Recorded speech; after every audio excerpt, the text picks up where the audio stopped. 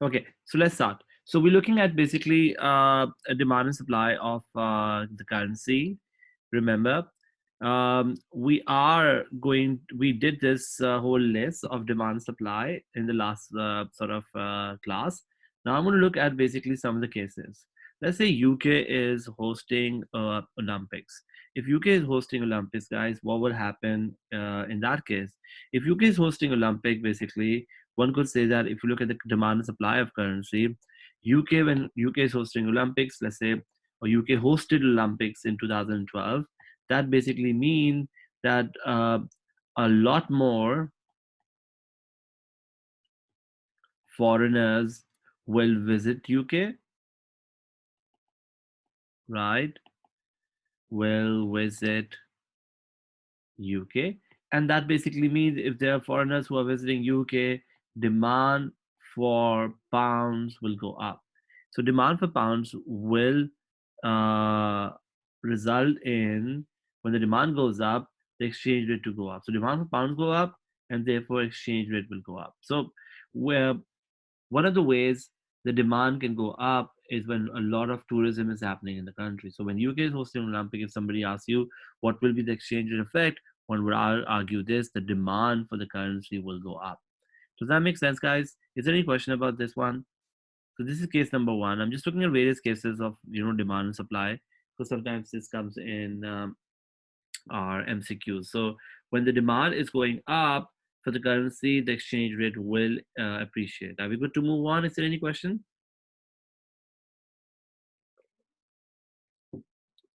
No?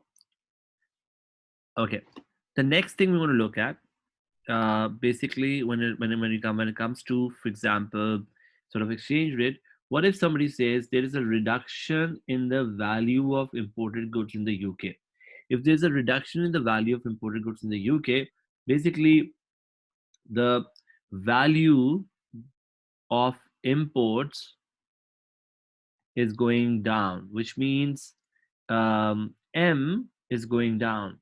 So if this is demand and supply of the currency, let's say this is demand for pounds, this is supply of pounds, and I'm looking at US value of pounds, and this is my quantity of pounds, right? If the demand for pounds is basically if the total sort of imports is going down, then one could argue this, that UK residents will be supplying less pounds. They will be supplying less pounds. Why? Because when they are buying more imports, they're supplying more pounds. Now they're buying less imports, they're going to supply less pounds, so supply of pounds will fall. So supply of pounds will fall, and that can cause the exchange rate to actually go up. Remember this important thing, that when the so let me write this exchange rate to go up. When you want to buy more imports, you will supply your pounds to obtain dollars. That's why for us, demand is always exports, supply is always imports. So if imports are going down, supply curve will be shifting backward. If imports are going up, supply curve will be shifting to the right. Do you guys get that? Does that make sense, guys? So when the case 2 may, when there's a reduction in the value of imported goods in the UK, we'll say this, that the demand will stay the same, but the supply will fall, and that can cause the exchange rate to appreciate. Does that make sense? Any question before we move on?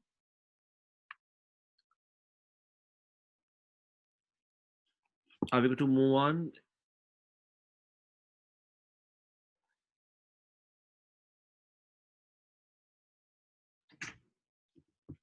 Is that fine? The third thing we look at is, what if there's a fall in the interest rates in the UK? If there's a fall in the interest rates in the UK, this is an important thing to understand. If there's a fall in the interest rates in the UK, if UK interest rates fall, there's an important concept that I want to explain, that let's call R for interest rate in the UK. Okay. If the UK interest rates, let's say R for UK, is less than are for US. If UK interest rates are lower than US interest rate, what will happen? Well, we say this that two things will happen. Number one, uh, foreign investors who have invested in the money in the UK, foreign investors who have deposited money in the UK. You know, if I'm a foreign investor and I have deposited money in the UK to earn interest rate, what should I do? Well, I will realize if I'm a foreign investor who has deposited money in the UK that the interest rates now are lower in the UK but better in the US. So I will basically pull out my money from the UK and put it back in the US. So uh, will what will they do? They will demand less of pounds as the interest rates are lower. So what they will do is if I look at this demand and supply of the currency, if I look at demand and supply of the currency,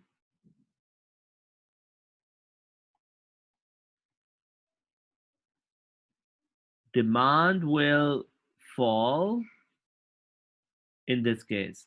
Why? Because foreigners will be like, you know what, it's no longer lucrative to basically put the money in the UK. So they will be depositing less of the money in the UK. But there's something else will happen. What about UK investors or UK depositors? What should they do?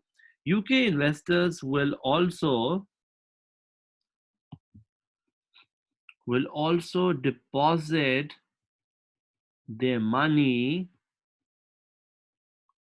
elsewhere. So what they will do, they will like, you know what, it's not lucrative to put their money in the UK bank accounts because let's say US is giving us better interest rates. So let's just put our money in the US. So UK investors will also be depositing their money elsewhere. And as a result of that, when the UK investors are depositing their money elsewhere, the supply of pounds will basically go up. So at one point your demand is going down, the second point your supply is going up. Your supply is going up because of the fact that so this is A, so demand goes down, and this is B, supply goes up. And why is the supply going up? And the answer is very simple. The supply is going up primarily because people in the UK are deciding not to put the money in the UK and but put the money abroad. So demand is going down, supply is going up, which would mean is going our exchange rate is going down. So what I'm trying to explain this idea is this that when we say a country's interest rates go down, then there will be what we call short run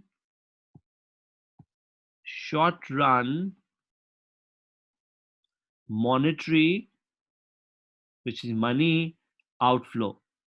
Money flows out of the country, and the name for this money, short-term monetary flow, is also called hot money.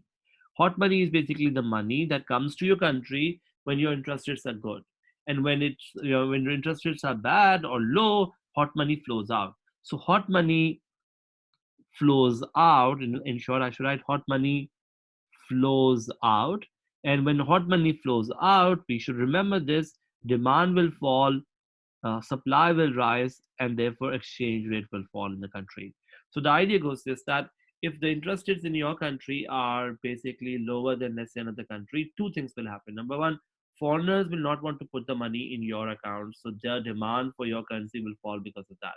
Secondly, your own depositors will be like, let's just put our money abroad in some other countries, so supply will go up.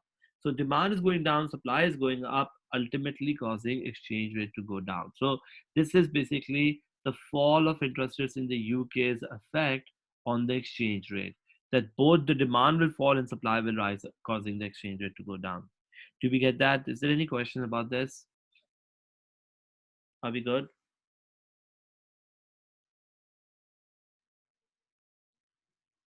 Are we good to move on, guys? Okay, great.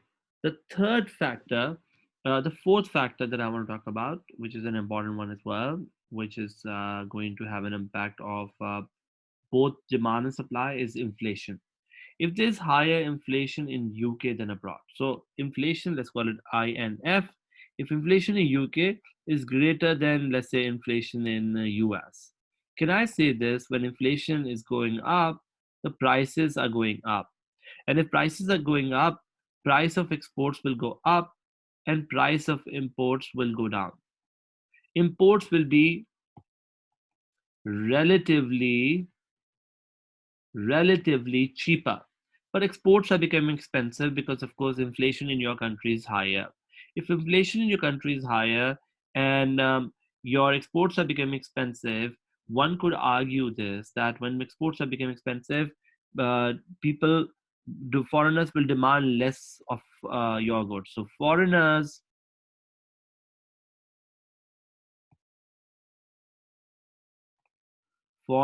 will demand less of exports, and that basically means the demand for pounds will go down. Similarly, guys, when you look at price of imports are basically going down, your UK residents will demand more of imports, and when that happens, the supply of pounds will go up. Remember, when foreigners are affecting your demand, so the X is always your demand, M is always your supply. Because inflation is higher, two things therefore will happen. So if I draw the diagram here, if your initial demand and supply, if your initial demand and supply are like this, okay, and let's say currently your exchange rate was E naught. This is your US value of pounds. This is your quantity of pounds. So currently your exchange rate is E naught. The demand is going to fall. The supply is going to rise. So demand is falling, supply is rising, causing the exchange rate to go from E naught to E1. Are you all with me? So this is how this will happen. Demand will fall, supply will rise, and ultimately your exchange rate will go down. Uh, will it depend on elasticity? That's a very good question. It does depend on elasticity. I agree with you. If inflation elastic goods are elastic, probably demand will fall by much more and supply will rise by much more. But ignoring elasticity, we're looking at simply if your inflation is more, you become less competitive than another country, and that can cause the exchange rate to go down. So, guys, factor number three, interest rates, and factor number four, inflation, both may cause demand and supply to change. So, both inflation and your interest rates causes demand and supply to change. Okay, so I want to now look at generally, like there's a question that comes in exam, which is about what are the factors that affect an exchange rate. So what are the factors that influence exchange rate? Okay, this could be a very important exam question. So which says that the factors that affect the exchange rate. So the first factor we can talk about is inflation. So if inflation in UK, let's say, it's lower than elsewhere, so we say your prices are going down, then UK goods will become more competitive, which means price of exports will fall, and there will be increase in demand for pounds. And because of that, there will be demand for pounds. Demand for pounds will go up. Also, foreign goods will become less competitive, and there will be fall in supply of pounds. So at the same time, imports will become expensive, and supply of pounds will go down. This will result in exchange rate to appreciate, of course, because demand is going up, supply is going down. So you were here at E naught because demand is going up, supply is going down. Your exchange rate will go to E1. So exchange rate will appreciate in this case. So exchange rate will go up if the inflation in your country goes down. So price level goes down, your exchange rate goes up because of the idea that that people will be now buying more of your goods. Similarly, interest rates. If interest rates in rises as compared to elsewhere, it will become more attractive to deposit money in the UK. So it will become more attractive to put money in the UK. The demand for the currency will rise. So demand will rise because why? Foreigners are putting more money in the country.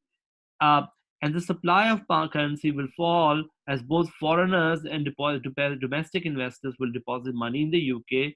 So demand is going to rise, supply is going to fall. Similar diagram that we made above, okay, causing the exchange rate to go up. So if the interest rates are high, if interest rates are high, exchange rate will go up. Got it? It will become lucrative for countries to put the money in the UK if the UK interest rates are better than the foreign interest rates. Then comes the third factor, which is speculation. If people are, remember we talked about speculators. Speculator is somebody who buys when the value is low and sells when the value is high. Okay, if I'm a speculator, if I believe that the pound will become stronger tomorrow, I may buy today so that I can sell tomorrow. So if I'm a speculator who believe pound will rise in the future, let me read this here. If I'm a speculator who believe pound will pound will rise in the future, I will demand more now. I want to buy more now to be able to make a profit. And basically, so if I expect the pound to go up, I will demand more and that will cause the exchange rate to go up. So speculator or the people who are speculating on the currency, if they believe the value of the currency will go up in the future, they may decide to buy more. Similarly, what if you have a strong economy? What if your economy is doing really well? A strong economy basically means exports will be up, imports will be low. You are exporting stronger. If that is the case, then the demand for your currency will be high. And if your imports are lower than your supply, lower than your exports, supply will fall.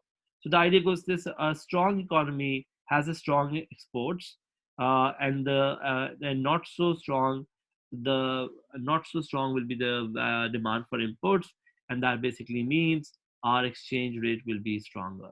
So a strong economy basically could be an example could be, I mean, historically, Germany is regarded as a strong economy because of the fact that they have a strong demand for exports going on for them. So as a result of that, their exchange rate will be stronger because of the fact that they are basically, or in other countries where, like for example, um, barring the coronavirus, I mean, Chinese economy has stayed stronger because of strong exports demand.